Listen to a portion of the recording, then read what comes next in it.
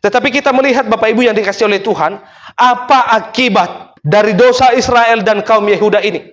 Firman Tuhan dengan jelas katakan bahwa akibat dari dosa ini, firman Tuhan katakan di ayat yang ke-14 bagian B dikatakan di sana, oleh karena mereka berkata seperti itu, maka beginilah akan terjadi kepada mereka. Sesungguhnya aku akan membuat perkataan-perkataanku menjadi api di dalam mulutmu, dan bangsa ini menjadi kayu bakar, maka api akan memakan habis mereka. Jadi Bapak Ibu yang dikasihi oleh Tuhan, artinya adalah perkataan-perkataan mereka akan menjadi alat untuk membunuh mereka dan juga membinasakan mereka.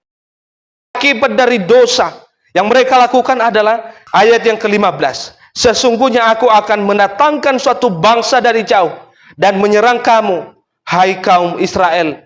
Demikianlah firman Tuhan. Nah, Bapak Ibu yang dikasihi oleh Tuhan, itulah poin yang kedua. Tuhan menghukum mereka. Karena apa? Karena mereka begitu tidak setia kepada Tuhan. Yang berikutnya adalah hukuman dari orang Israel dan kaum Yehuda karena mereka tidak setia kepada Tuhan. Adalah ayat yang ke-21. Dengarlah ini, hai bangsa yang tolol dan yang tidak mempunyai pikiran, yang mempunyai mata tetapi tidak melihat, yang mempunyai telinga tetapi tidak mendengar.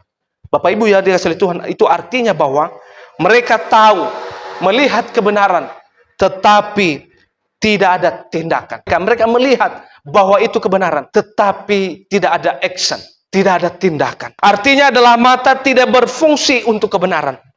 Dan juga mereka mendengar kebenaran, tetapi tidak masuk di dalam hati mereka. Masuk di telinga kiri, lalu keluar di telinga kanan. Bapak Ibu yang dikasihi oleh Tuhan, mengapa banyak orang tua gagal mengarahkan anak, dan juga anak-anak banyak yang gagal? Tentu hal ini tadi, bahwa mereka melihat kebenaran, mereka melihat itu baik, tetapi tidak ada tindakan, tidak ada action. Mereka sudah tahu itu wah benar, tetapi mereka tidak melakukan. Sama seperti firman Tuhan katakan di ayat yang ke-21, bahwa mereka mempunyai mata tetapi tidak melihat, yang mempunyai telinga tetapi tidak mendengar. Jadi Bapak Ibu yang dikasihi oleh Tuhan, inilah yang menjadi pemicu-pemicu keluarga itu gagal untuk mengarahkan anak-anak. Misalnya karena ini, karena mereka mendengar kebenaran tetapi tidak mereka lakukan. Juga mereka mau bebas melakukan kehendak hatinya tanpa pimpinan kebenaran.